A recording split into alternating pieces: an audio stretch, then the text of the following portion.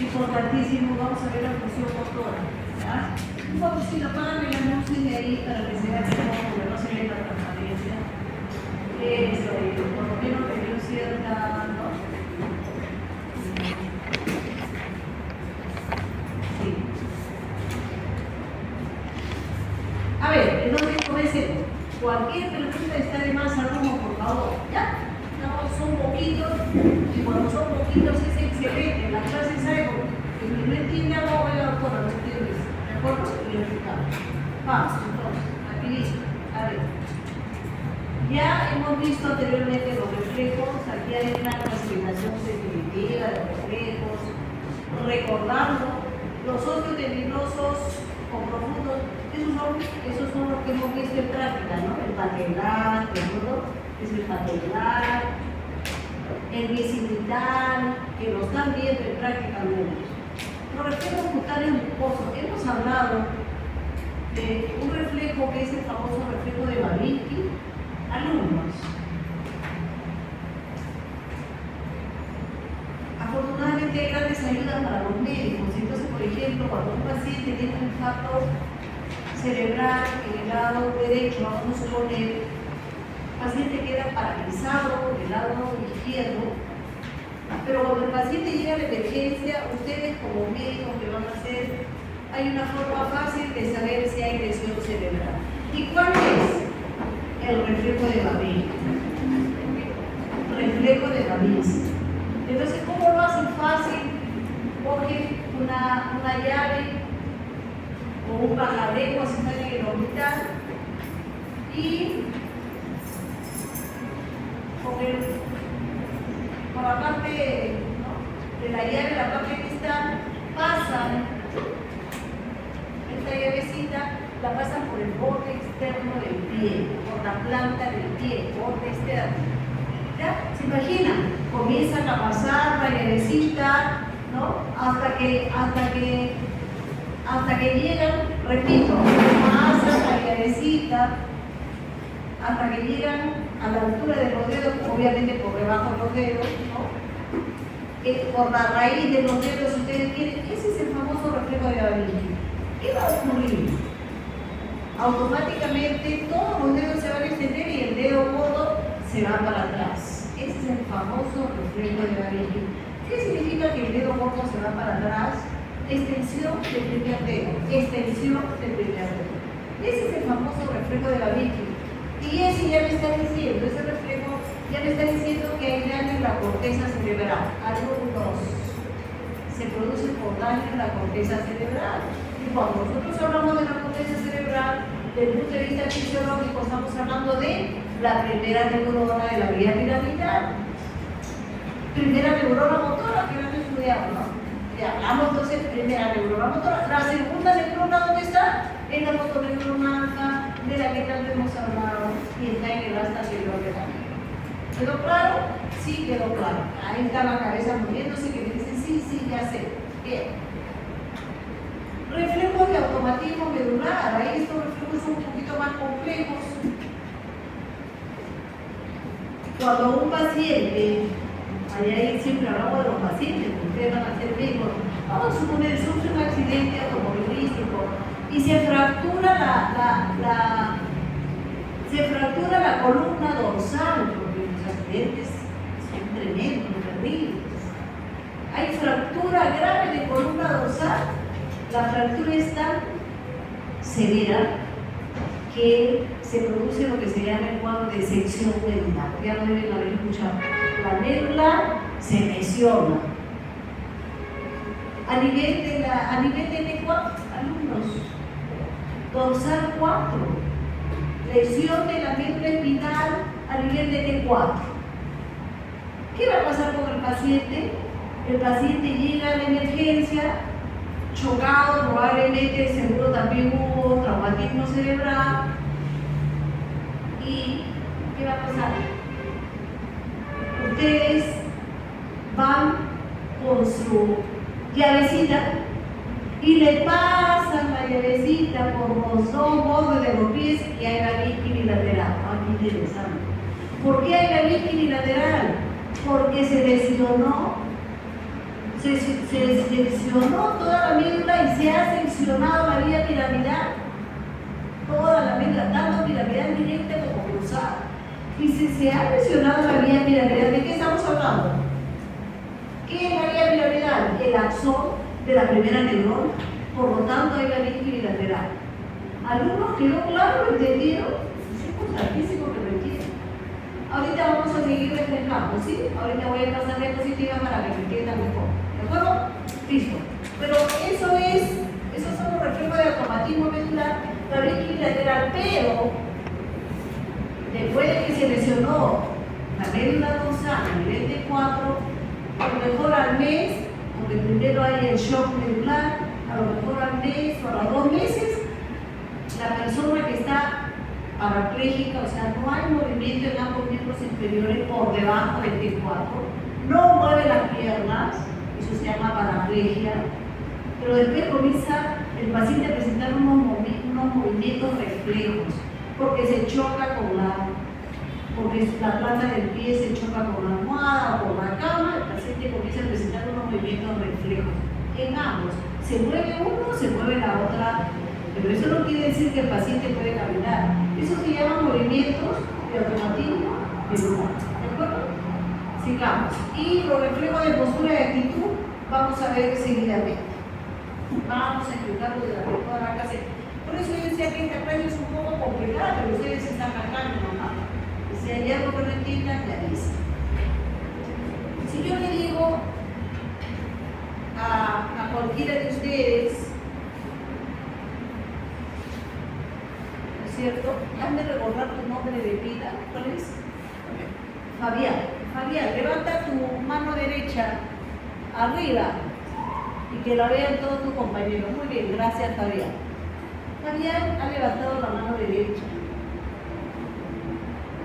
Y lo ha hecho bien, de una manera armoniosa. Si yo le digo a un paciente que tiene una hemiplegia del lado derecho, que ya el paciente se ha recuperado algo 2 meses, 3 meses después del ACV o stroke, y le digo cuando el paciente ya comenzó a caminar, hemos dicho que los pacientes se recuperaban, que al inicio no caminaban, pero que luego comenzaba a caminar. Si yo le digo a este paciente, señor, levante la mano derecha, como se lo he dicho a Fabián, ¿qué va a hacer el señor? Va a hacer un movimiento así, primero que este dedo va a estar metido acá y los otros dedos, todos los dedos flexionados. Esa es la postura de un paciente hemipléjico. Miren la postura. ¿Es una postura normal? No, porque lo normal es que cuando uno va caminando y cuando uno levanta la mano, como lo ha hecho Fabián, uno hace esto, ¿no? Pero no es que la mano en puño, esto se llama mano en puño, es una mano típica de un paciente hemipléjico. Si yo le digo al paciente hemipléjico, en el lado hemipléjico, señor, levante la mano, ¿qué va a hacer el paciente? Hacer esto, ¿no? Un movimiento totalmente descoordinado. Y si le digo, señor, venga que quiero verlo caminar, porque el médico tiene que evaluar la marcha. ¿Qué va a hacer el paciente? El paciente, igual con su mano, ¿no? Esta es la típica postura, la flexión de codo, la flexión de todos los dedos, y el paciente comienza a caminar con la marcha típica, ¿no?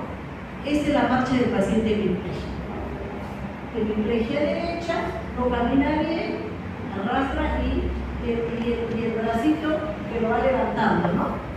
Clarísimo, el paciente se pone a veces nervioso frente al médico y comienza así, así, pero luego conforme va caminando, va levantando y hasta que termina así, ¿no?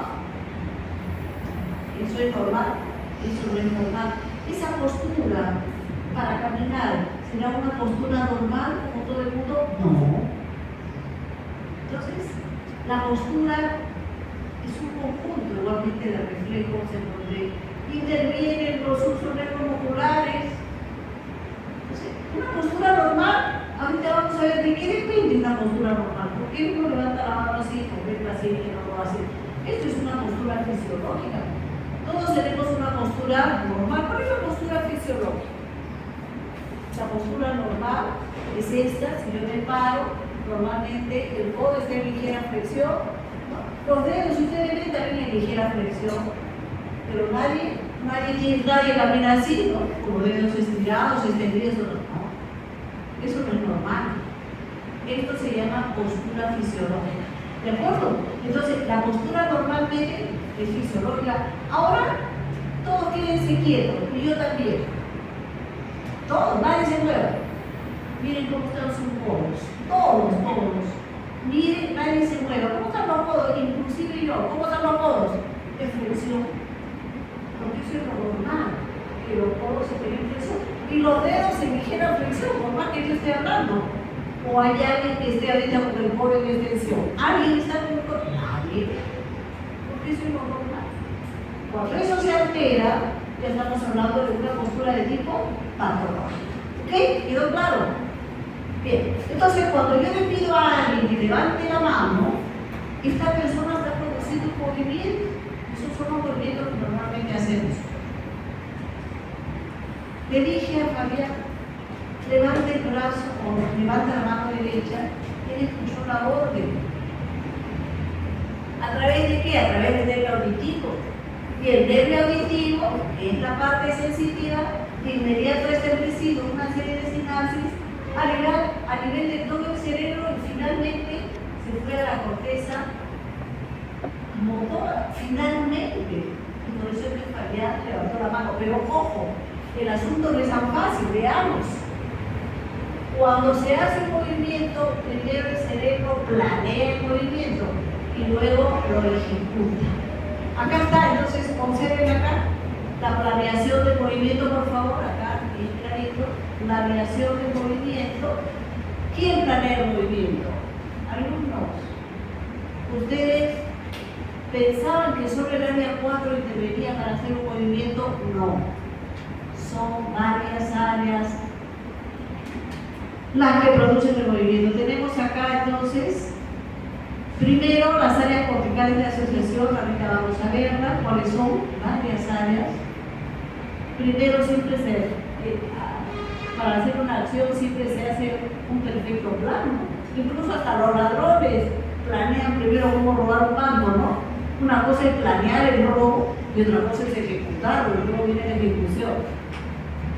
El cerebro es eso. Primero hay que planear el movimiento y luego ejecutarlo.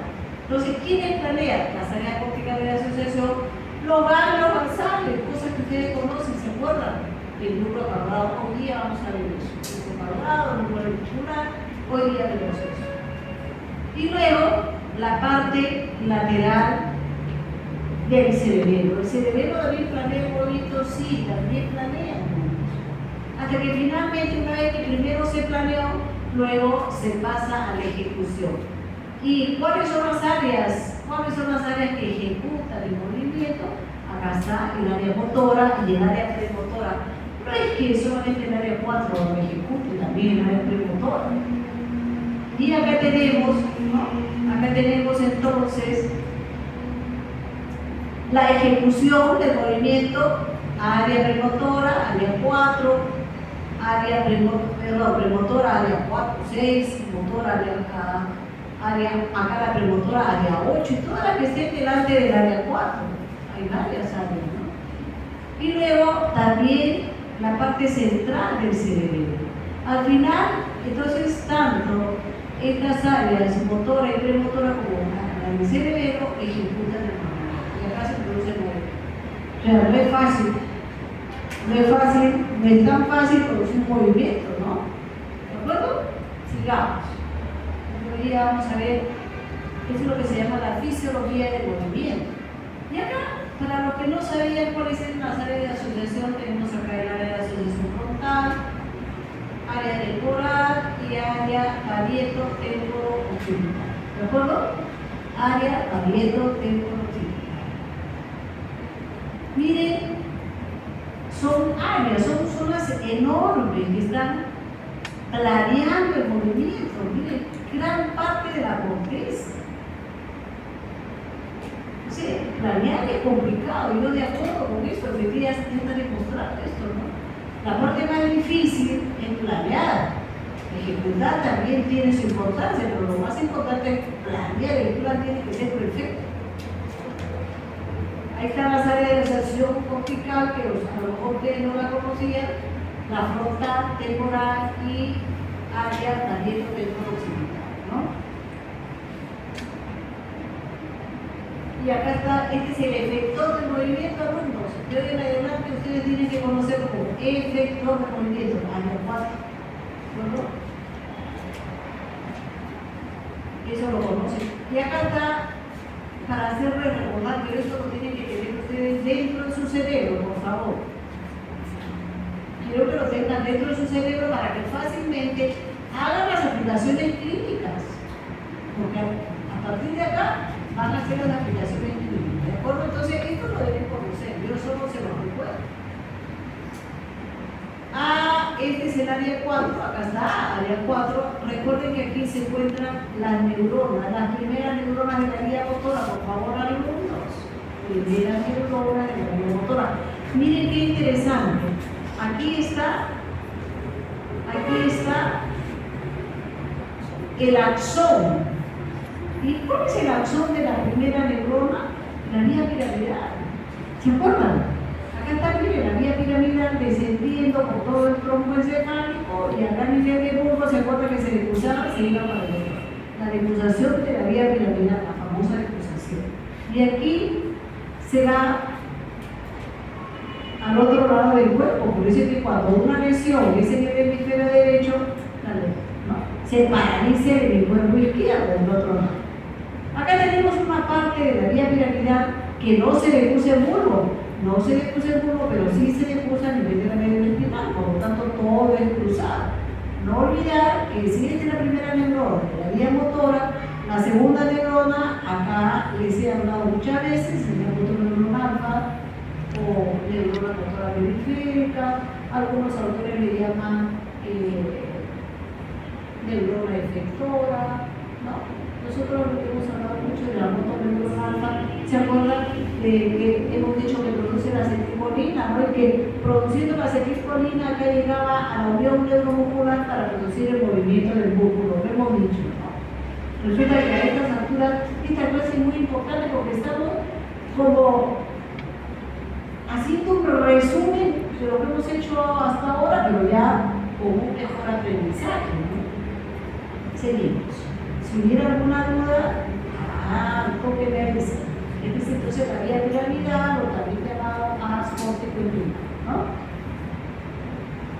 Y bien, a mí me gusta mucho este esquema, porque me sirve para explicar algo importantísimo. Acá está el reflejo que hay algunos que lo deben haber hecho, otros que lo van a hacer esta semana. El reflejo paternal. Les dije que al paciente nosotros lo subimos a la camilla, lo sentamos y las piernitas quedan colgando. Hay cuenta que este paciente está arriba sentado en una camilla. Luego dijimos que con un martillito de percusión, este es un martillito neurológico tipo tomahawk. Miren acá, vamos a dar un golpecito sobre el tendón del músculo cuádriceps. Ahí estamos, este es el cuádriceps. Todo este es el músculo cuádriceps y este es el tendón. Entonces, si el paciente está sentado, alumnos, por favor, para que graben bien el concepto, si yo doy el estímulo mecánico en este punto, ¿qué va a pasar? El estímulo para este reflejo constituye la extensión, se estira, se va a estirar el músculo. Por eso es que a este reflejo también se le llama de estiramiento. Una vez que dijimos, ya muchas veces, una vez que se estira el uso, ¿no? Acá, ¿por qué se estira el uso? Porque se estira todo el músculo cuádriceps y acá está el uso neuromuscular. Qué interesante, qué bonito. Yo les dije a ustedes, miren cómo está enrolladita esta fibra nerviosa, esta es la fibra aferente del reflejo, ¿se acuerdan? En azul, aferente del reflejo. Pero ¿por qué se despolariza la fibra? ¿Por qué? Porque acá se desenrolla mecánicamente, por eso que este es un estímulo mecánico, y mecánicamente se abren los canales del sodio, con lo cual esta fibra se despolariza. Alumnos, claro que sí, ya lo saben.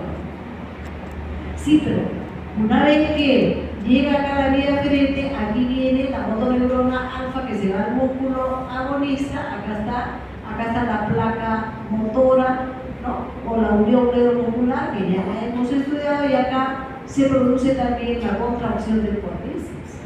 Obviamente, ¿por qué se produce la contracción? Ya lo hemos visto en la clase pasada, porque este spike, este potencial de acción viaja por todo el axón de esta motoneurona alfa y llega a despolarizar a la fibra muscular, al fin y al cabo.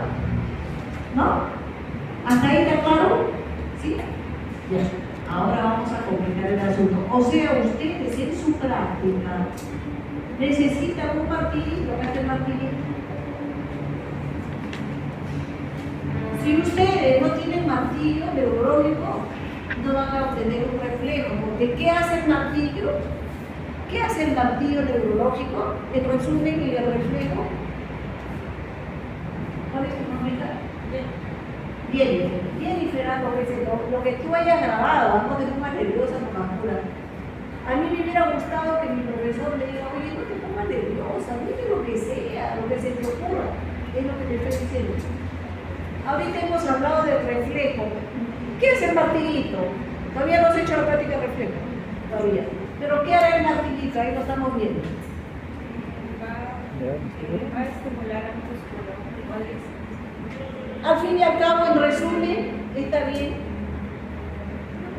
Su cerebro ya me imagino la cantidad de sinapsis que ha establecido, pero al final ella dice sí, pero al final se contrae el músculo. Bien, buena respuesta, bien. Claro, ella voló, como todas las mujeres volamos, y entonces ella se fue directo a que se contrae el músculo. Muy bien, perfecto. Pero, examen.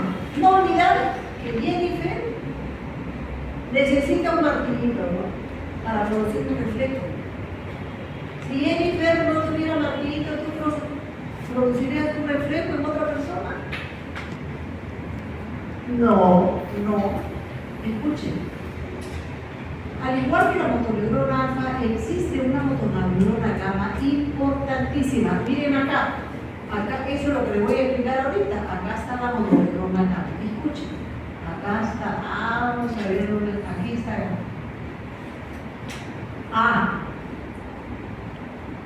No, aquí no está gamma. No se preocupen. Aquí está la otra motoneurona alfa, porque es el reflejo básico que se da al músculo antagonista. ¿De acuerdo? Acá está todo el reflejo. Ahora me escuchan. Hay otra motoneurona que se encuentra al lado de las alfas, aquí, en este punto. Se ve, ¿no es cierto? Se ve, acá en este punto. ¿De acuerdo? La motoneurona gamma.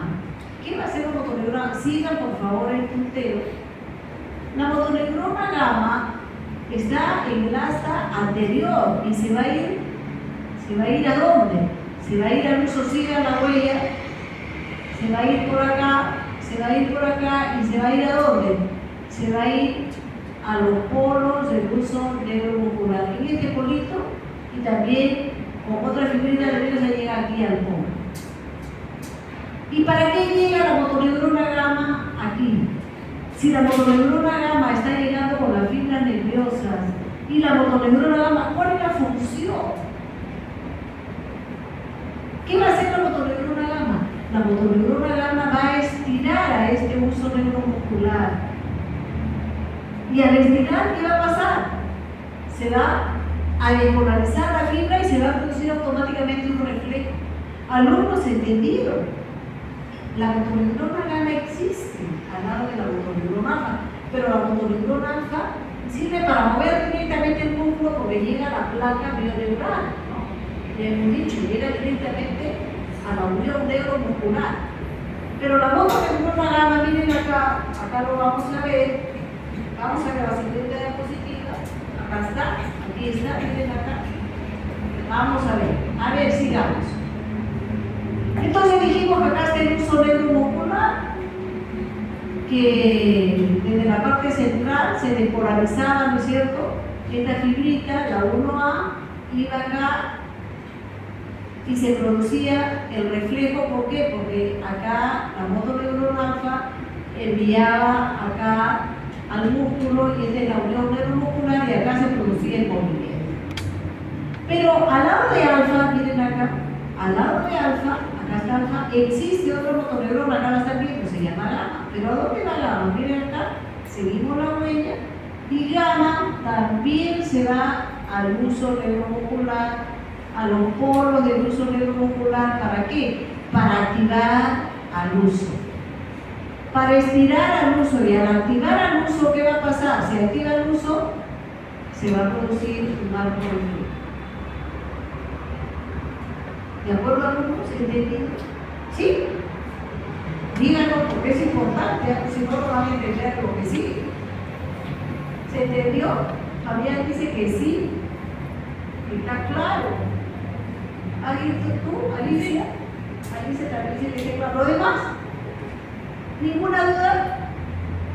Clarísimo. A ver, ahí está ella, me dice que a ver, acá no ves la duda. Muy bien. Entonces, los dos van a activar directamente al uso, pero uno en particular. Sí, sí. A ver, te explico. La motoneurona alfa, vamos para atrás, muy bien, que no se quede con la duda, porque a veces es medio complicado, si no, no va a ser entender. Mira, aquí tenemos dos alfas.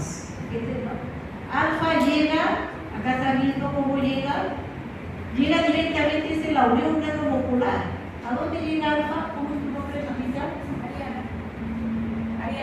Ariana, mira ahí cómo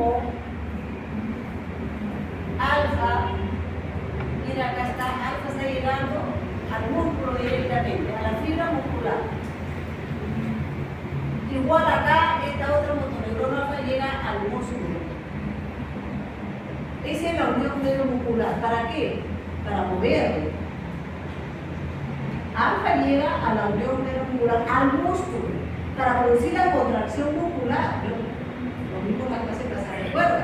Alfa es la que llega para producir la contracción muscular. Cuando llega al músculo, ¿qué hace alfa? Despolariza el músculo, y una vez que se despolariza el músculo, el potencial, debo recordar de la clase pasada, ese potencial que llegó al músculo activa al retículo sarcoplásmico para que salga el calcio.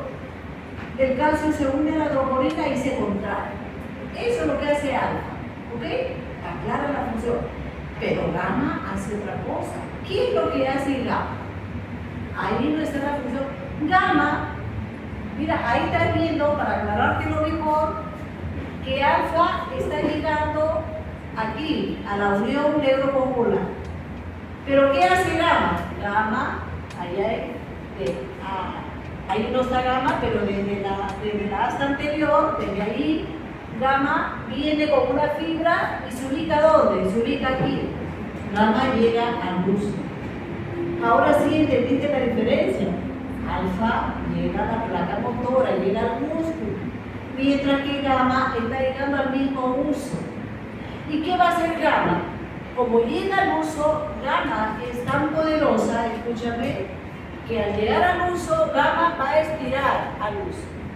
Y al estirar al uso, se dispara un reflejo que viene nuevamente por acá y va a disparar el reflejo. O sea, en otras palabras, gamma es capaz de producir reflejos. Ella solita. Ella no necesita del martillo de percusión que tú vas a necesitar para un reflejo. Gamma es capaz de producir reflejos directamente. ¿Por qué? Porque directamente va a activar la luz.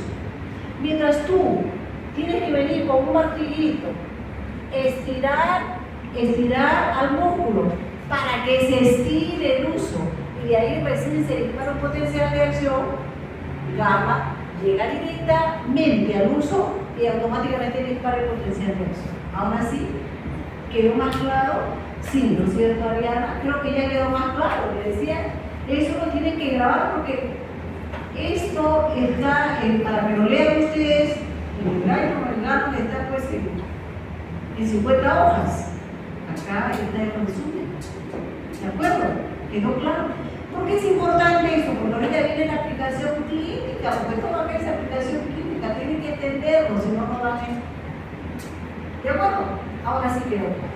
Bien, vámonos entonces, acá está la siguiente diapositiva. Esto es importante que lo entiendan. Ahora sí, esta es fisiología. Tienen que entenderlo. No es que después lo reviso. No, entiendanlo ahora. Bien. Entonces, ya está, Ariana, acá está, mira, más claro.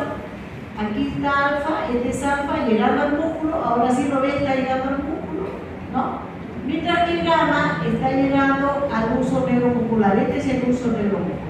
Ahora sí quedó claro. Bien, sigamos.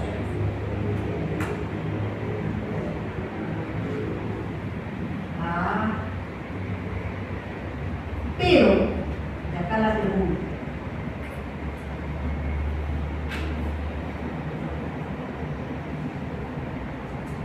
En condiciones normales, Dios creó a la mononeurona gamma. ¿Se acuerdan que siempre hemos hablado de excitación neuronal y de inhibición neuronal?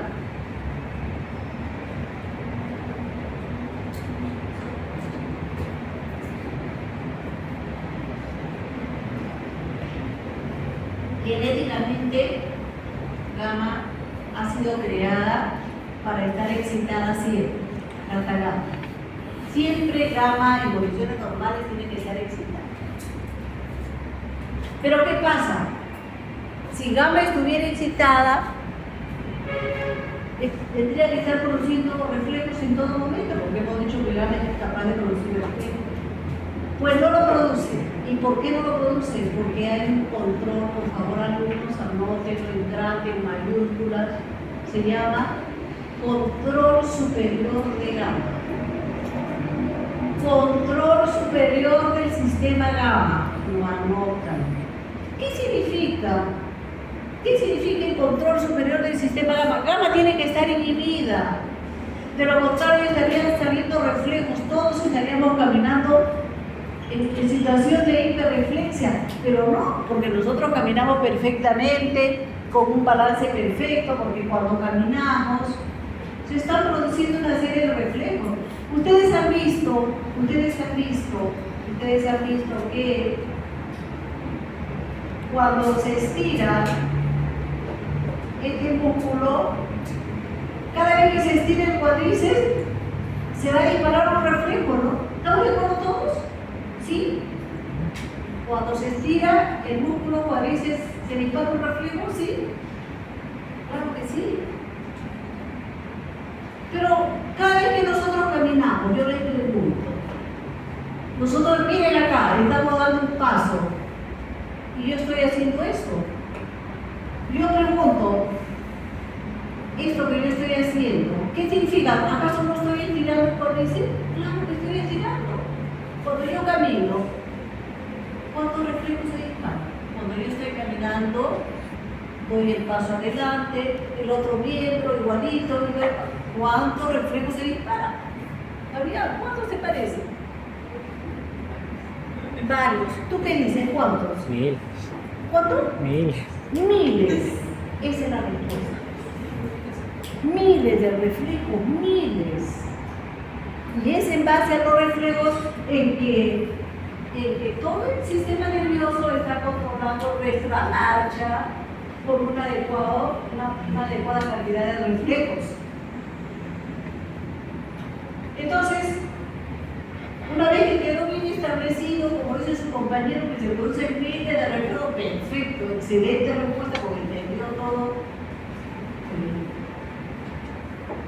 Entonces, esta imagen la encuentran en cualquier libro, pero no la quise traer antes porque si no, no la hubiera comprendido.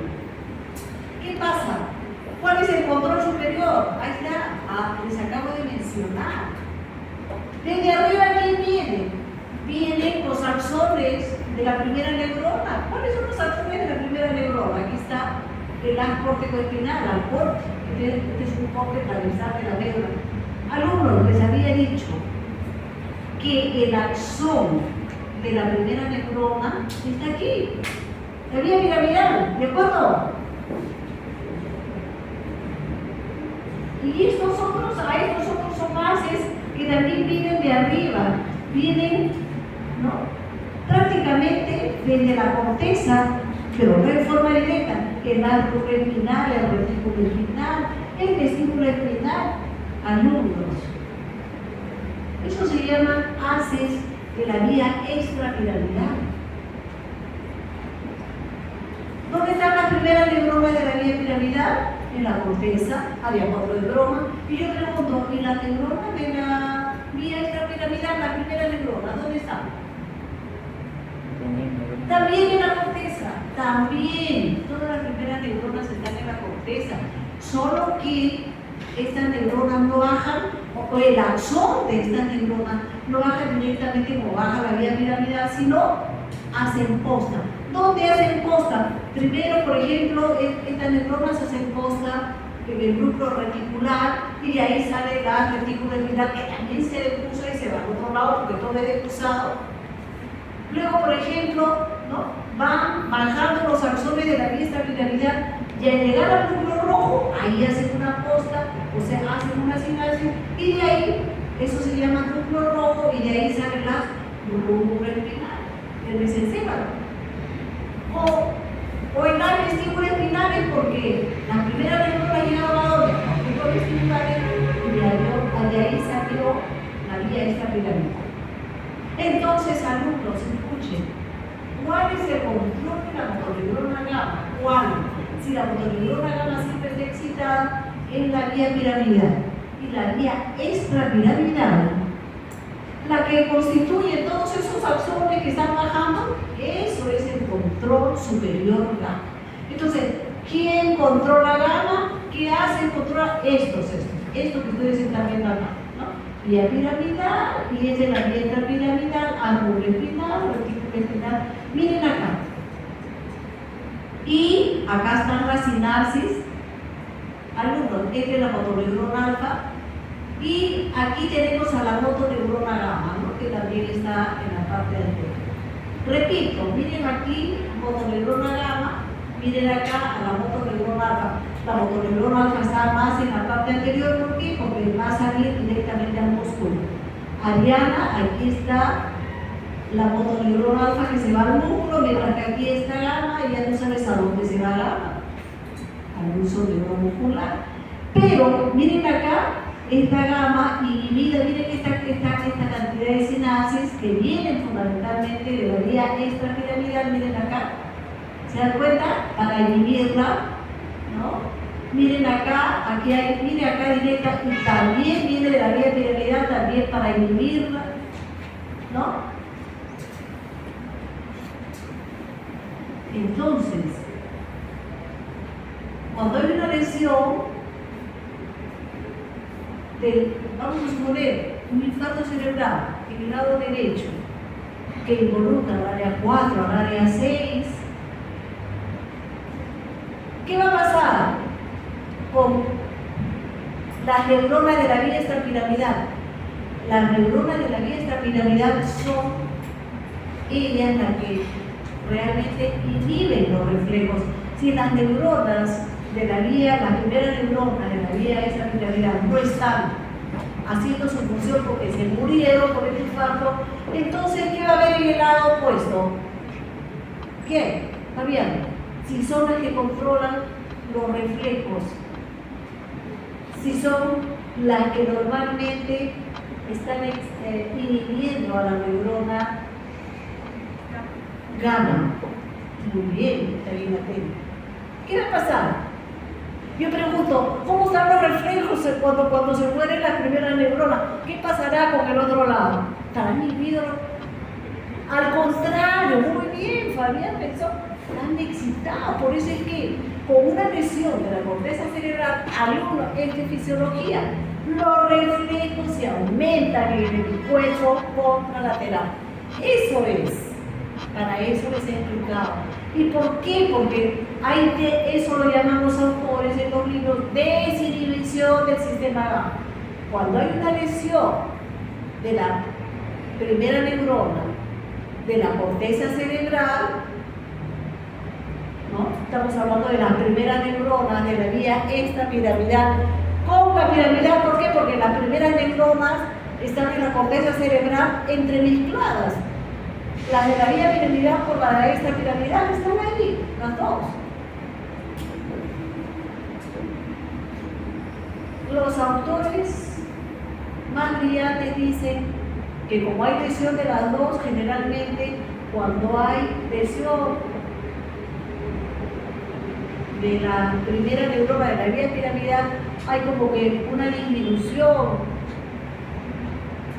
en la fuerza del movimiento, mientras que la responsable del aumento de los reflejos sería la primera neurona de la vía extrapiramidal. Alumnos, quedó claro entonces por qué se aumentan los reflejos y por eso es Hayek-Babinski. ¿Por qué? Porque hay liberación del sistema gamma. Lo primero que van a encontrar es el signo de Babinski, es simplemente una muestra de una hiperreflexia osteoteninosa. Ahora sí quedó claro, ¿no? Por eso encuentran el signo de Babinski, y el signo de Babinski es importantísimo porque nos sirve para hacer el diagnóstico de los pacientes. Vital. Yo sin signo de Babinski no hago nada, no hago ningún diagnóstico. Es importantísimo obtener siempre o hay el signo de Babinski o no lo hay. Si hay esta lesión de corteza cerebral, de primera neurona, ojo, alumnos. Fisiológicamente, hablar de la primera neurona, de la vía piramidal o extrapiramidal, fisiológicamente cuando se lesiona, alumnos, les doy un dato, es lo mismo que se lesionara igual, en este punto la vía piramidal. Si hay una lesión de la médula espinal a nivel T4, ¿qué va a pasar? Se va a lesionar el axón de la vía piramidal. ¿Va a haber Babinski? Claro que sí. Ahí está la clase, por eso es importantísima la clase. Entonces, este es el axón que está viniendo de acá arriba. Recuerden que acá está la primera neurona y el cerebro, supongamos que el cerebro baja por el bulbo y se va a colocar acá, se le cruza y acá está. Sí, pero aquí está la primera neurona también, es el axón de la primera neurona. Se lesiona el axón o se lesiona la neurona, la misma cosa desde el punto de vista fisiológico. Si él es el axón de la primera neurona y se lesiona, sí vamos a tener Babinski porque es una lesión de primera neurona. Lesión de primera neurona, hay Babinski, hay hiperreflexia osteoteninosa. ¿Alguno quedó claro? Sí. Aunque ustedes están todos exámenes, pero acá me dicen las cabezas que sí, es el momento. Si alguien tiene una duda, lo dice. No, pero ahí le dice un dedo para arriba. Sí, ahora sí quedó claro. Es importante para las aplicaciones clínicas, si no simplemente son meros repetidores. No se trata de memorizar, se trata de que ustedes entiendan por qué. Entonces, quedó claro y aquí están los axones, ojo, axones de la primera neurona, son los haces, ¿no? Axones de la vía extrapiramidal y axones de la vía piramidal. Ojo, la cantidad de sinapsis, miren que va hacia la motoneurona gamma, que es esta, la cantidad de sinapsis de toda parte. Como si fuera poco, también hay otras sinapsis que llegan desde el exterior, acá dice la neurona sensorial, por ejemplo. El paciente que tiene un infarto cerebral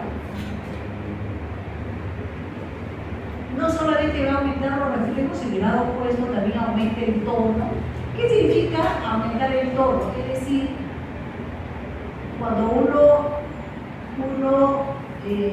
evalúa el tono a un paciente, ¿no? Lo que hace es lo siguiente, ¿no? A ver, yo como médico examino cómo examino el tono. ¿Qué hago? Y hago eso. Tiene el tono normal. Eso, por supuesto, la práctica, nada que está bien. Pero ¿qué pasa cuando el tono se aumenta? Yo voy a poder estirar. No voy a estirar. Eso es lo que ocurre en un paciente que tiene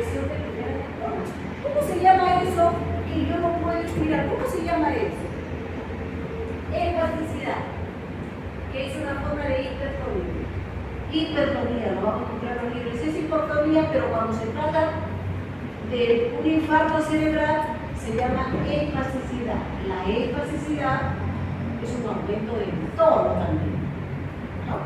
Es una forma de hipertonía. Hay otra forma de hipertonía. O sea, también se aumenta el tono en los pacientes que tienen enfermedad de Parkinson.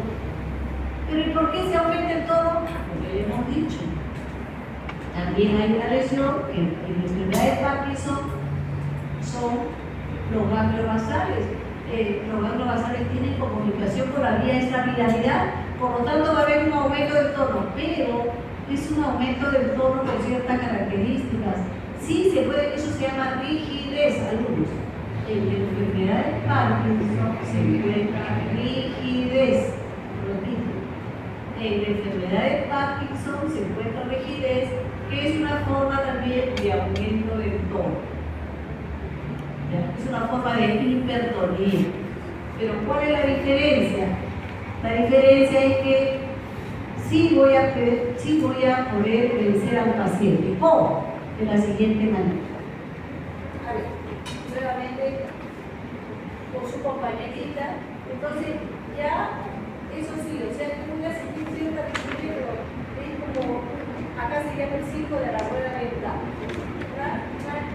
Voy a ir diciendo, circo de la rueda dental, hasta que finalmente ve esto. Eso no se hace con un paciente que tiene infarto cerebral, porque nunca lo voy a poder estirar, porque la espasticidad, a mayor resistencia, mayor espasticidad. En cambio, de la rigidez sí puedo vencer. Repito. Estamos ahí, el circo de la rueda dental, por eso su nombre lo dice, sí voy a vencer, ¿no? Lentamente, pero la vez. Entonces, yo hago esto. Y logro respirar con alguien. ¿Ok? Logro respirar. Eso ocurre en la enfermedad de Parkinson. Ahí hay lo que se llama rigidez, ¿no? Entonces, alumnos, muchas veces acabo de hablarles de la espasticidad en el infarto cerebral. Un paciente viene hemipléjico. Ahora la medicina física y rehabilitación hace que el paciente se levante y el paciente muchas veces logra caminar perfecto. Señor, camine. Y el paciente camina, casi ni se ve, ¿no? Y la terapista me dice, oye doctora, este paciente ha avanzado un montón. Camina casi perfecto, así le digo yo, a ver, fulanito de tal, llamo al paciente, venga acá, a ver, muéstreme, dicen que usted ha avanzado un montón, camine. Y el pobre paciente se pone nervioso frente a su médico. Y entonces el paciente aparentemente comienza a caminar bien, pero luego comienza a poner lo típico, comienza a caminar, comienza a hacer esto y se va contrayendo. ¿Por qué? Por ansiedad, por nerviosismo. ¿Qué significa eso? Eso se llama que la espasticidad, que aparentemente había sido controlada, se aumenta con la ansiedad. Así es el sistema nervioso. O también se aumenta con el frío. A veces en invierno el paciente está pero duro y está caminando muy mal. ¿Ok? ¿Por qué? El frío aumenta la espasticidad, aumenta esa hipertonía del paciente y aparentemente el paciente le mejora, aparentemente, pero cuando el paciente se relaja, camina casi perfecto. Cuando el paciente está en verano está feliz, también camina muy bien. Qué importante es todo, ¿no? Todos son estímulos para el sistema nervioso. Alumnos, ¿quedó claro entonces el asunto? ¿Quedó claro? Seguimos. Acá me dice que sí, que todo está claro. Bien, seguimos. Esto era lo que tenía que explicarles y nos explica la espasticidad, el aumento del tono, en una lesión de la primera neurona, en una lesión de corteza cerebral.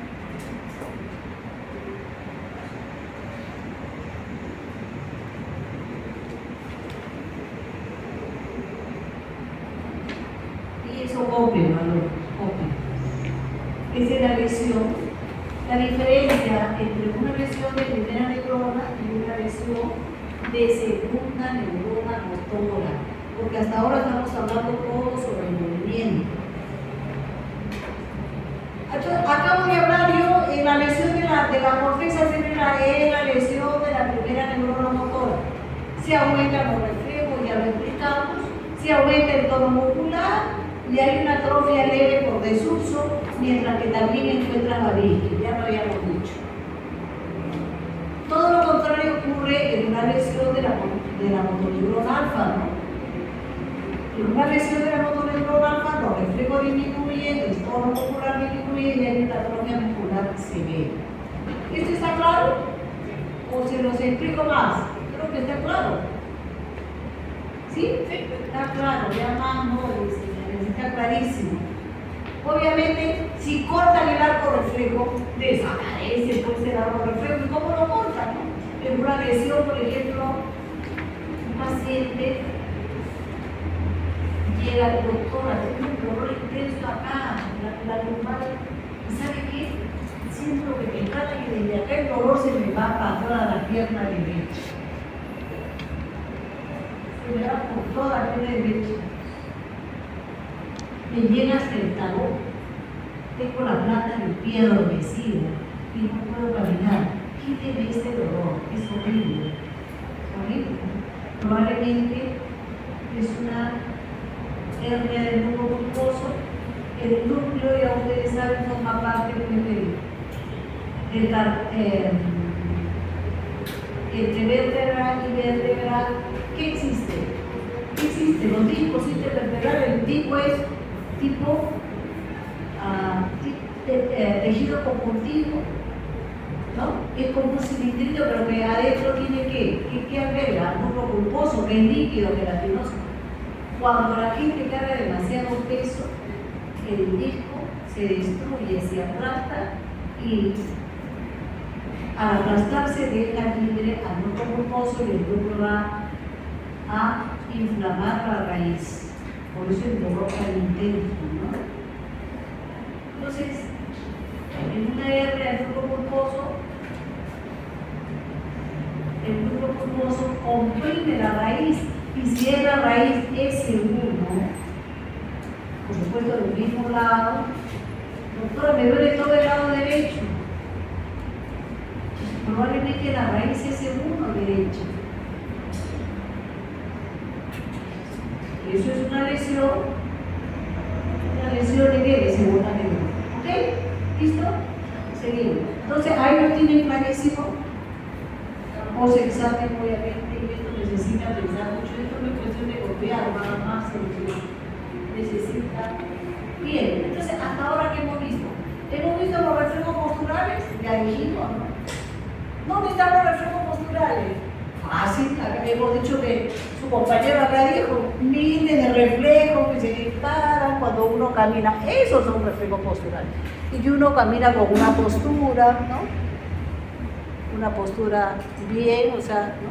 Derechita, ¿no? Caminando adecuadamente, todavía uno puede caminar, creo que más o menos derecha, ¿no? Es una postura ideal, ¿no? Otra cosa es la marcha del paciente hemipléjico, esa es una postura patológica. Ahí hay un reflejo, claro que sí, pero patológico, hay un aumento de reflejo, por eso esa marcha tan diferente. Cuando el recién nacido nace con los reflejos aumentadísimos, alumnos, y lleno de reflejos, nace en una situación de hiperreflexia contemporáneos. ¿Por qué nace en una situación? ¿Quién me dice? Ya que he escuchado la clase, ¿a alguien que se le ocurra algo? ¿O a nadie se le ocurre nada? ¿A quién se le ocurre? ¿Alguien? Alumnos, no tengan temor de equivocarse, equivóquense. Lo más importante creo que siempre es bueno equivocarse, ¿no? Para luego corregir. La persona inteligente corrige sus errores, ¿no? Y la idea es siempre cada vez hacerse más inteligente, ¿no? Corrigiendo sus errores.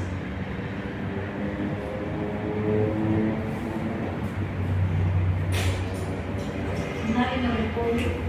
Fabián, ¿por qué será? Puede ser que no se te ocurra nada. no se preocupe. A ti, se te puede ocurrir.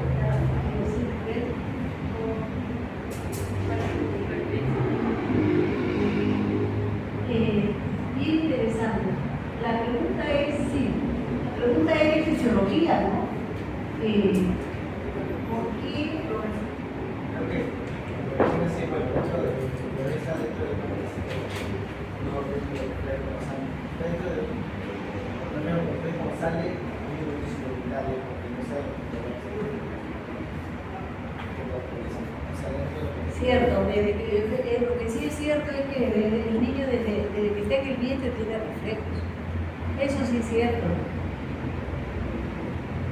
Cuando nace, algunos, el ser humano nace con un cerebro muy inmaduro, súper inmaduro, es por inmadurez de la corteza cerebral.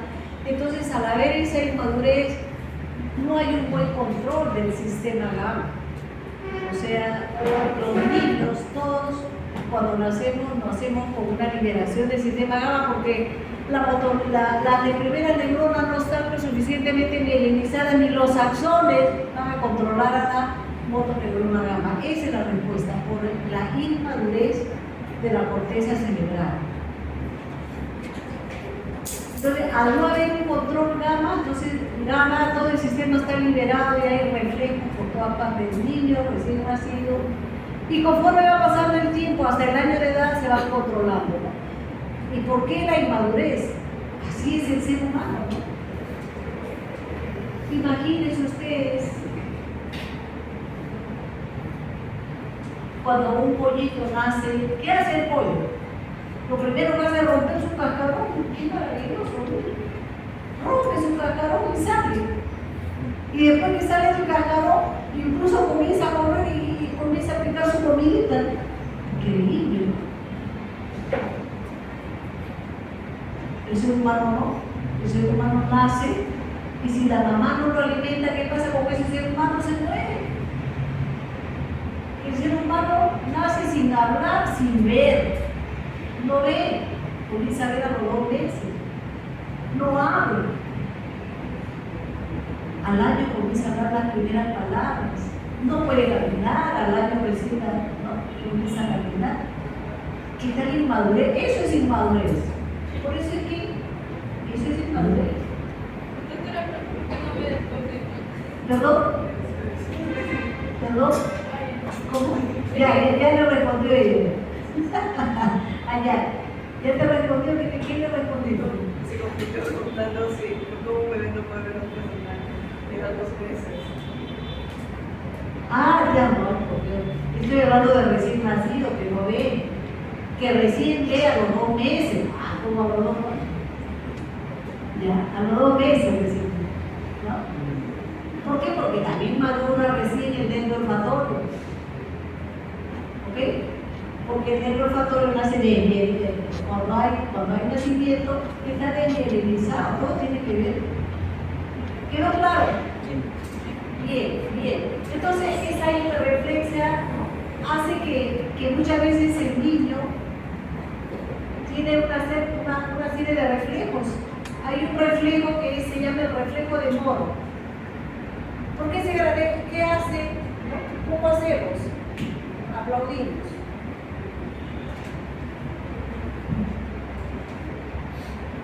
Hacemos esto.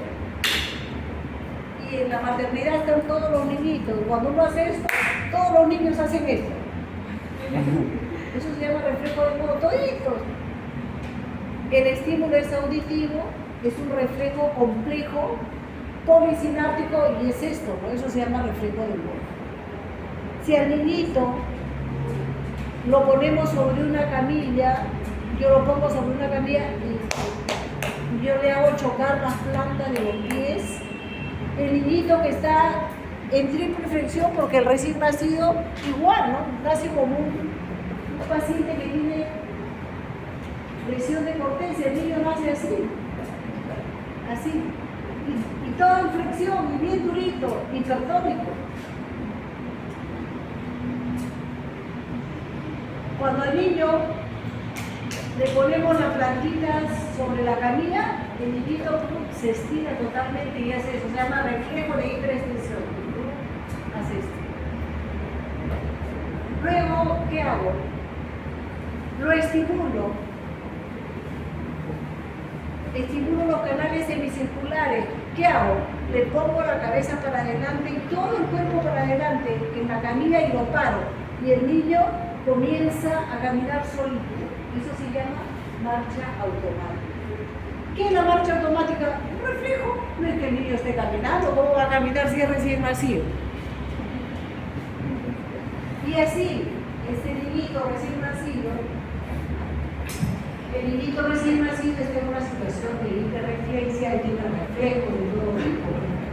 Reflejos auditivos, el reflejo de Moro, reflejo con estímulo táctil, o le estimulo los conductos semicirculares, ¿no? Y la respuesta será la marcha automática, ¿no? Entonces, ¿ya?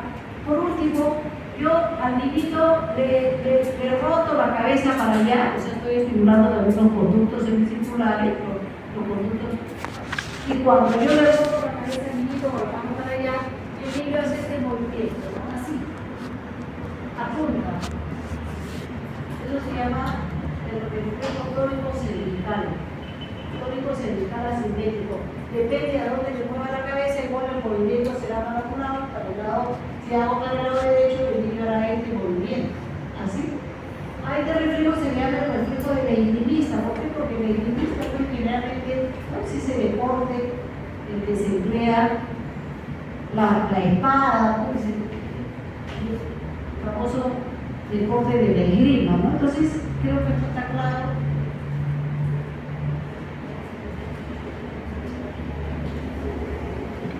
Bien, hablamos bastante del movimiento, pero al inicio de la clase dijimos que en el movimiento no solamente participa la vía piramidal, no solamente participa la corteza con las áreas de asociación, sino que habíamos dicho el cerebelo. Hay que hablar del cerebelo. El cerebelo también participa planeando el movimiento y ejecutando el movimiento. Y entonces, acá tenemos la parte central en la que ejecuta el movimiento, se supone que esta es la parte un poco más antigua, y la parte que planea el movimiento es esta, ¿no? Planeación del movimiento. ¿Ah? Entonces, acá, repito, la ejecución del movimiento y la parte más nueva, este es el neocerebelo, ¿no? La parte más moderna del cerebelo es la que participa planeando el movimiento. Vamos a ver. Esta es la fisiología perfecta del cerebro. Cuando hablamos nosotros de fisiología, de neurofisiología, estamos hablando de la acción de los neurotransmisores. Entonces, ¿cómo es la síntesis de neurotransmisores en el cerebro? Este es un esquema muy bueno, muy didáctico, y acá tenemos entonces, por ejemplo, las neuronas de Purkinje. Parecen un helado invertido, las inhibitoras, las neuronas de Purkinje, tremendo grupo neuronal, producen, ¿no?, influencias negativas acá. Acá hay otras células que son las células en canasta o en cesta, y estas son las células de Golgi. Estas tres tienen la misma forma, tienen la forma de un polo invertido, como un helado tipo polo invertido, ¿no?, en que las influencias son inhibitorias. Alumnos, estos tres tipos de células o neuronas sintetizan el neurotransmisor inhibitorio GABA. ¿Se acuerdan que hemos hablado de GABA, inhibitorio? Por otra parte, estas neuronas son importantísimas, sobre todo estas neuronas de Purkinje, que sintetizan GABA, ¿no? Al sintetizar, obviamente, ustedes ven que esto es muy didáctico porque acá hay mucho predominio de estas neuronas, mucho predominio. Mientras que acá hay otro grupo neuronal que se llama, estas son las células de los núcleos profundos del cerebro, células nucleares, repito, células de los núcleos profundos del cerebro, y aquí estas son las células granulares, que son las células excitatorias. ¿Por qué excitatorias?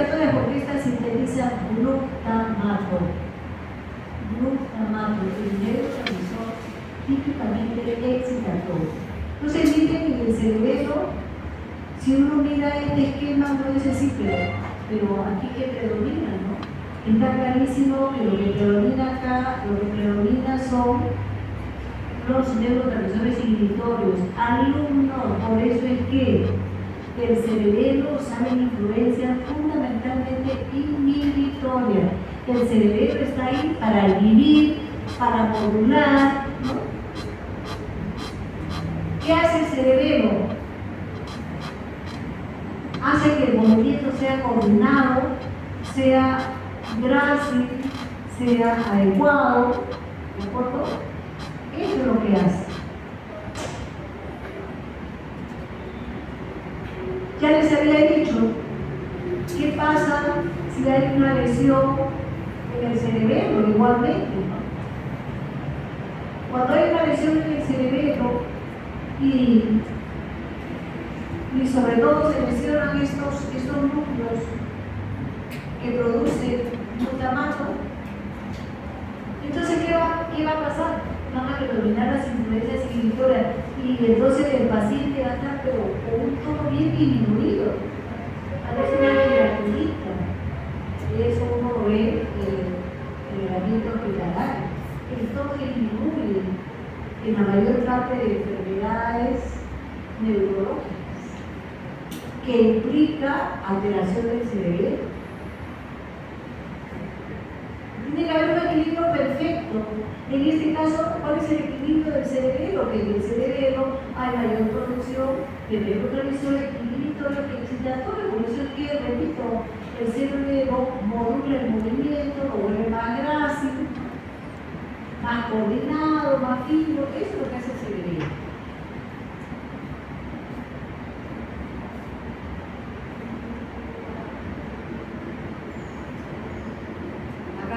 Lo que les había dicho, ¿no?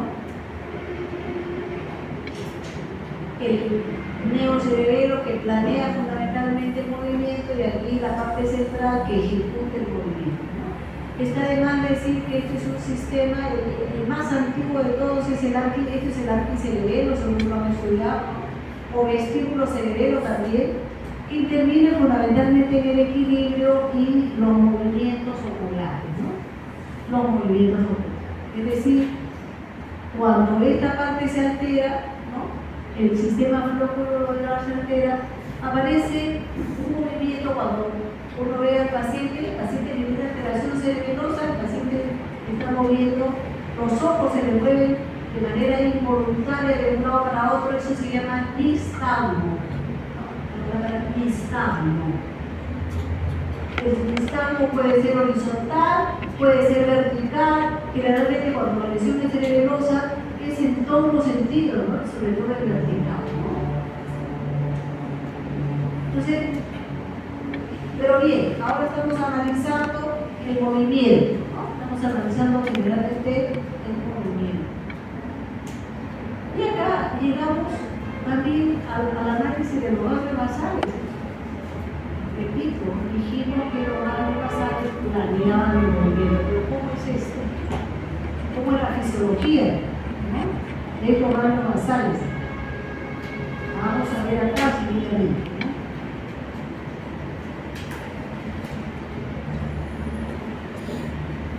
Para hacerles recordar, los ganglios basales están formados por el núcleo reticular, el núcleo caudado fundamentalmente, ¿no? Y acá ya se sabe que estos ganglios basales tienen una comunicación muy perfecta con este otro, este es el núcleo amigálico, ¿no? Simplemente en ese esquema se muestra esa unión, ¿no? Pero ves que el núcleo amigálico no forma parte de los ganglios basales, ¿no? Entonces, acá están los ganglios basales, el núcleo reticular, es un corte tipo flecha, este es un corte tipo chacón, ¿no? Acá tenemos núcleo reticular, acá la cabeza del núcleo caudado, ¿no es cierto? Acá hay un núcleo muy pequeñito que se llama el núcleo subtalámico, ¿no? Lo descubrió hace muchísimos años Luis, por eso se llama el núcleo subtalámico de Luis también, ¿no? Y acá la famosa sustancia negra de la cual hemos hablado muchas veces. ¿Por qué? Porque la sustancia negra sintetiza dos neurotransmisores. Siempre estamos trabajando con 2 neurotransmisores. Generalmente acá también sintetizan tomando basales, ¿no? GABA, glutamato, y aquí la sustancia negra sintetiza un neurotransmisor famoso que se llama la dopamina. Ahorita lo vamos a ver. La sustancia negra entonces sintetiza dopamina, ¿no? Ya habíamos dicho que la dopamina era un neurotransmisor mixto, pero en este caso, cuando se trata de tomar basales, también ejerce influencias inhibitorias en la parte inhibitoria de la dopamina, porque también la sustancia negra sintetizará, como lo vamos a ver ahora. Y acá está, ¿no? Actualmente el cuerpo estriado está formado por el grupo caudal, el cutaneo, así que siempre que hablemos del cuerpo estriado vamos a estar hablando prácticamente de lo que será en el grupo caudal y el cutaneo. Ahora, los fisiólogos más modernos prefieren hablar de estriado, ¿no? Acá tenemos el globo pálido y el grupo subtalámico de Bruce, ¿no? Y acá la sustancia negra. Vamos a ver. Y acá está la neurofisiología de lo que es la causa. Vamos a ver cómo es esto. Si ustedes ven todo este gráfico, aquí lo que veo es que predomina GABA por todas partes. Miren acá GABA por todas partes. GABA, o sea, acá igual. Esas son las influencias inhibitorias de los ganglios basales. La mayor cantidad de ganglios basales sintetizan GABA, que es un neurotransmisor inhibitor. Excepto aquí, esta es la sustancia reticular, la parte reticular, ¿no es cierto?, que sintetiza GABA, y la parte compacta, la sustancia negra, que sintetiza dopamina. Acá lo que habíamos hablado es la corteza cerebral. No olvidar que las neuronas de la corteza cerebral, hay neuronas que producen glutamato, y habíamos hablado antes que también producen acetilcolina, ¿no? También. El estriado también produce una pequeña parte de acetilcolina. Recuerden que la acetilcolina también es un neurotransmisor mixto, un inhibitorio cuando quiere, excitatorio en determinadas funciones. Alumnos,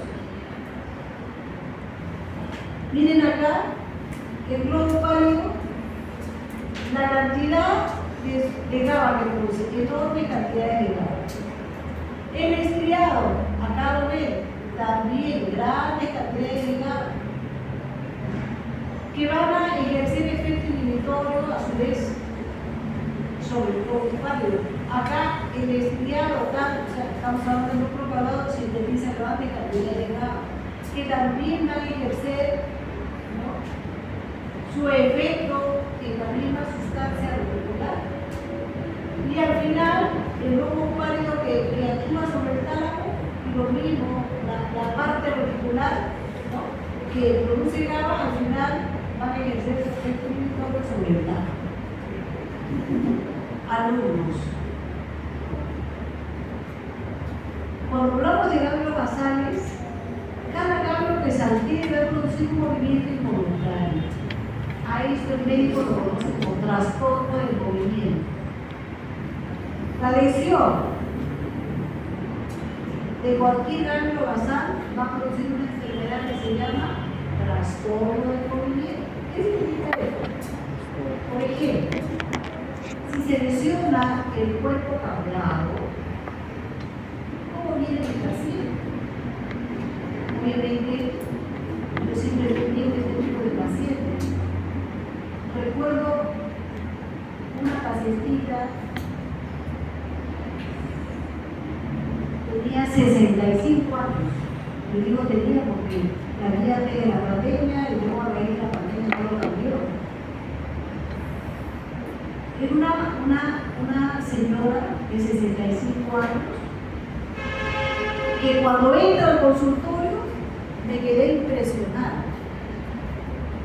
porque la pacientita tenía el cabello largo Y generalmente una paciente de provincia muy ordenadita, porque ellas son muy ordenadas, llegó acompañado de 3 muchachos, eran 3 hijos. Desesperada, porque los 3 hijos la agarraban porque ella entró moviendo todo el cuerpo, moviendo la cabeza de un lado para otro. Era una cosa, ¿ustedes saben lo que significa todo el día estar así? La energía que se consume, las articulaciones en movimiento, los hijos desesperados. Doctora, mi mamá se acostó perfectamente bien y ahora se ha levantado así. En la mañana ha comenzado a gritar porque se ha dado cuenta que su cuerpo se le movía solito.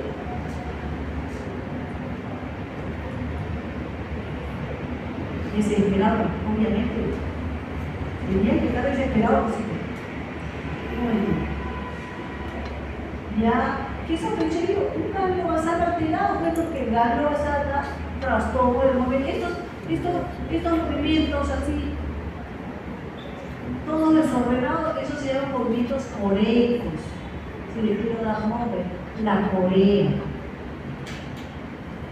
Pero el diagnóstico es trastorno del movimiento. Cuando es una corea, lo más probable es que la lesión esté en el grupo caudal. Obviamente yo le tomo la presión alta en ese momento. Y ella no tenía antecedentes de hipertensión arterial, no, ella no sube presión, y que no se habían dado cuenta, pero el paciente de hipertensión. Y la hipertensión arterial generalmente produce estos accidentes cerebrovasculares cuando no es tratada adecuadamente. Bueno, le di el tratamiento, le voy a dar tratamiento para quitar esos movimientos involuntarios y le toman una resonancia magnética por el tiro del borde, está la lesión. Obviamente debería sospechar que puede ser cualquier ganglio basal. Efectivamente, a la semana siguiente vino una paciente ya sin movimientos involuntarios, con buen efecto del tratamiento, y en la resonancia había un infarto en el tubo caudal, por eso es que ella repentinamente había hecho estos movimientos involuntarios, coreicos, un trastorno de movimiento.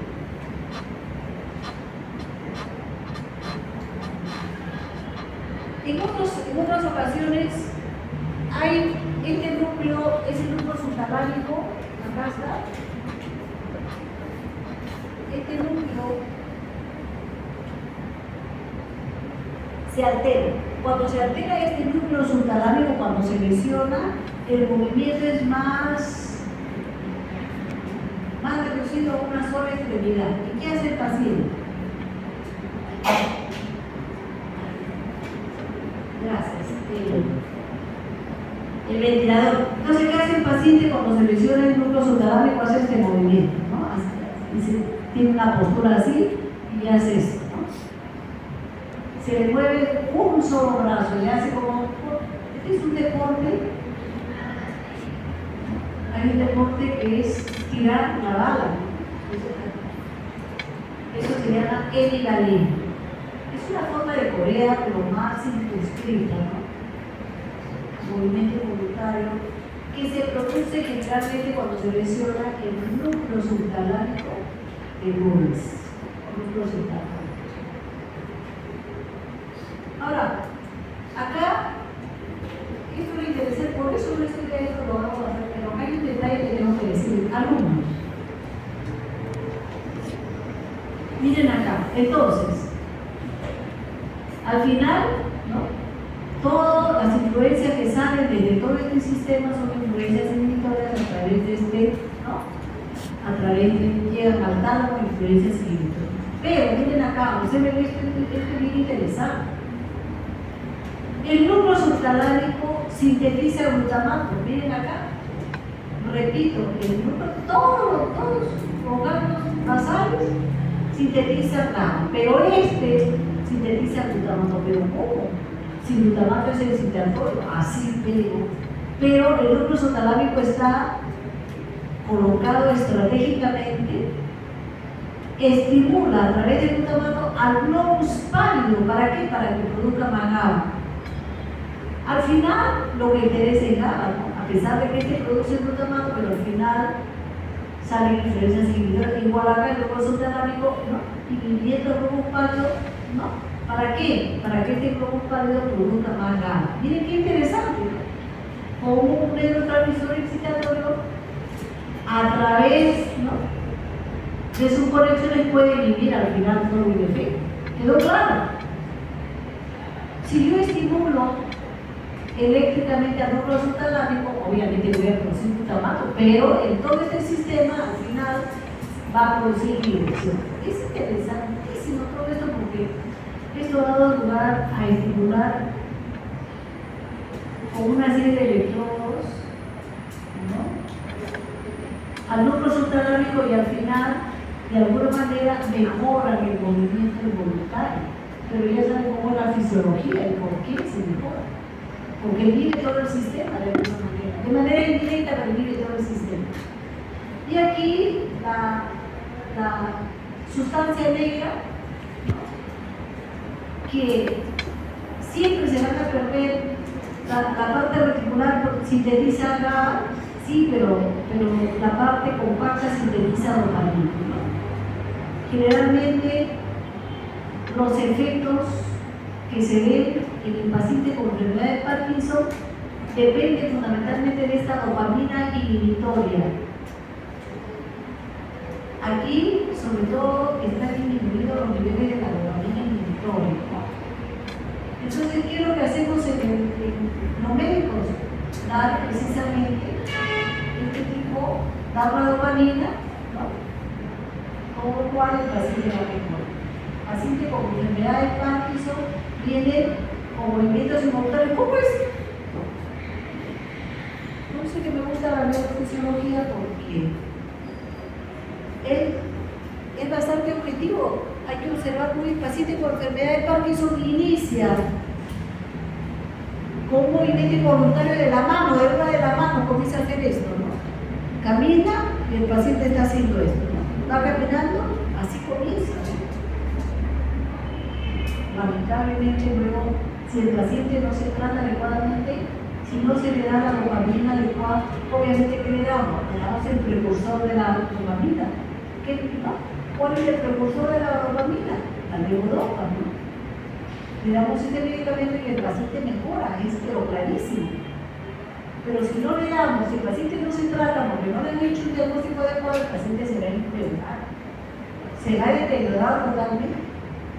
Hay que darle entonces un tratamiento muy bien. Yo he tenido un paciente de 92 años con enfermedad de Parkinson. Lamentablemente la pandemia causó mucho daño, ¿no?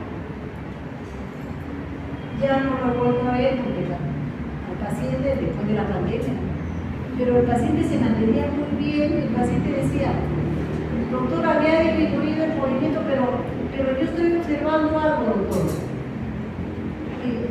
que cuando yo quiero caminar no puedo caminar y estoy así, quiero arrancar a caminar y no puedo arrancar a caminar. Eso decía él, ¿no? Y se ponía y hacía esto como que quería ir, quería dar el paso, pero no podía.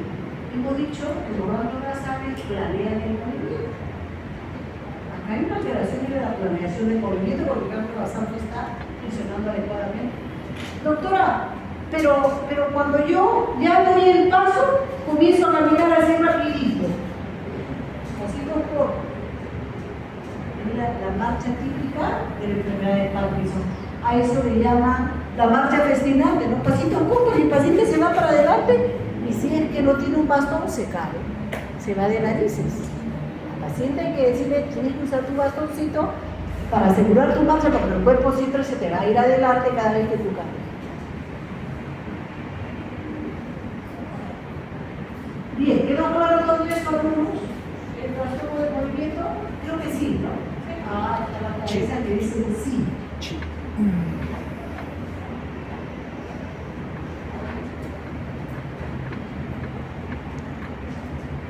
Y aquí hay una cuestión importante. Ustedes tienen que tener otra mentalidad. estudié hace muchos años fisiología y preguntaba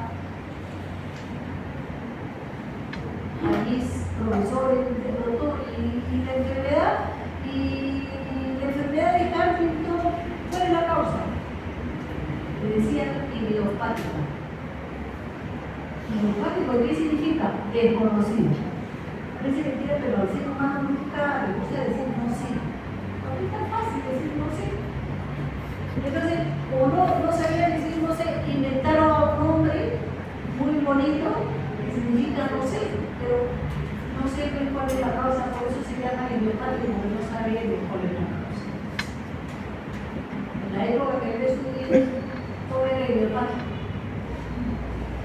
Pero ahora eso que era idiopático ya no es idiopático, ya se descubrió el trastorno genético.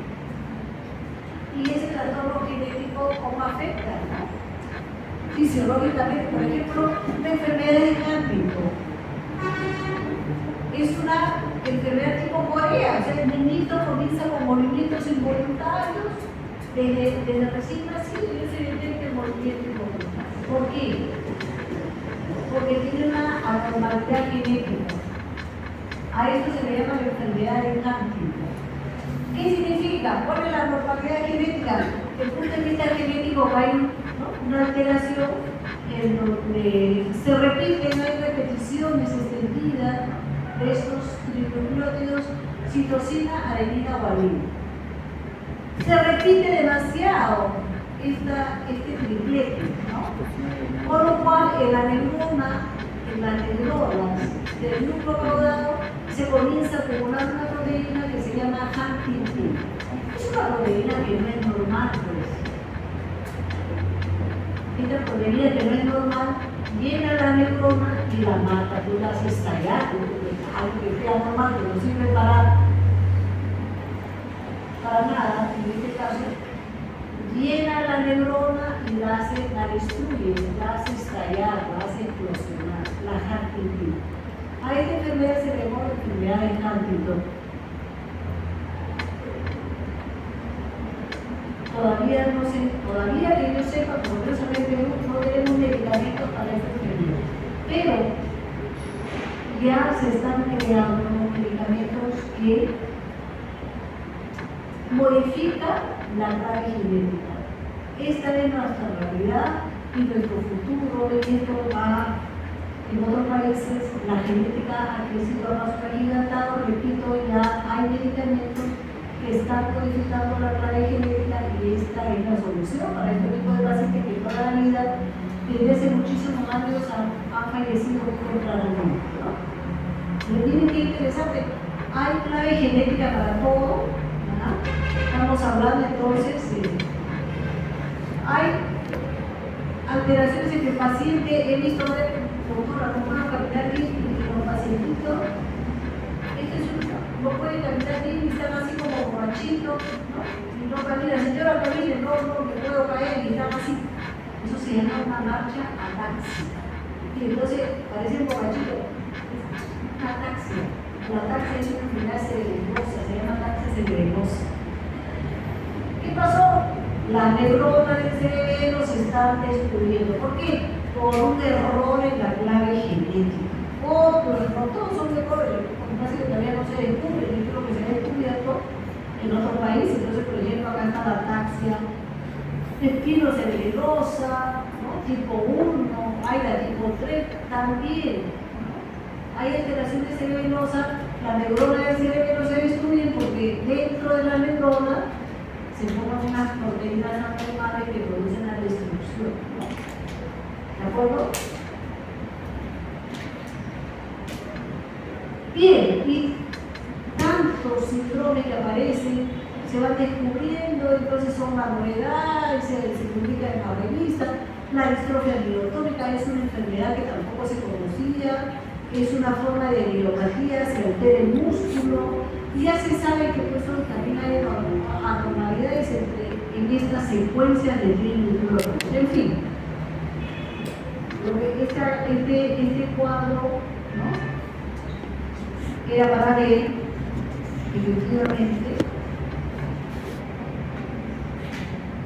cómo es que hoy en día la ciencia está avanzando rápidamente y debemos encontrar la cura para muchas enfermedades.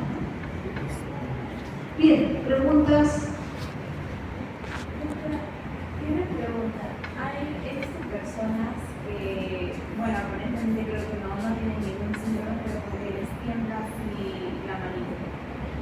Muy bien, interesante. Seguro que por ahí ha visto algún familiar o alguna amistad. Eso se llama temblor. El temblor ya obedece a otra causa. El temblor es menos nefasto, menos complicado, que es lo que acabamos de hablar hoy día de alteraciones del movimiento, ¿no? Y estas son movimientos colecos, groseros, en fin, ¿no? Ahora tiene que ver con los inhibidores, fallas pequeñas. Claro que sí, el temblor tiene tratamiento, todo es susceptible de ser tratado. Con los años también hay un tipo de temblor que va apareciendo generalmente, pero por destrucciones fundamentalmente de la neurona motora periférica, porque esto que hemos hablado, estamos hablando de lo basal central. Por ejemplo, en el temblor hay muchas personas que comienzan, por ejemplo, el diabético, ¿no? El paciente diabético comienza a presentar un temblor, ¿no? Entonces, ¿cómo es el temblor? O sea, mientras tú estás reposado, estás tranquilo, no pasa nada. ¿Cuándo viene el temblor? Cuando quieres agarrar una tacita de té, entonces comienzas ¿y quién te da? Comienza el temblor, ¿no? A veces derramas un poquito de té o café porque el temblor, eso se llama temblor intencional. Temblor intencional, ¿no? Esa es una forma de temblor. Hay otro temblor que también muchas veces también se le puede achacar a la enfermedad de Parkinson, ¿no? Tú dices temblor, pero el temblor ya es otro tipo acá. Esto es otra cosa. Es un movimiento involuntario, ¿no? Yo prefiero a la enfermedad de Parkinson, desde el punto de vista diagnóstico, se le llama trastorno del movimiento, ¿no? El temblor no, el temblor es simplemente en los libros de diagnóstico, y cuando uno ve al paciente, simplemente tú dices temblor. Cuando tú dices temblor, generalmente, ya te digo, es progresión del sistema nervioso periférico, el paciente diabético, puede aparecer ese temblor. Hay otras causas del temblor, también hay pacientes que genéticamente el papá temblaba. Doctora, mi papá a los 60 años tenía temblor. Y yo también he comenzado a temblar.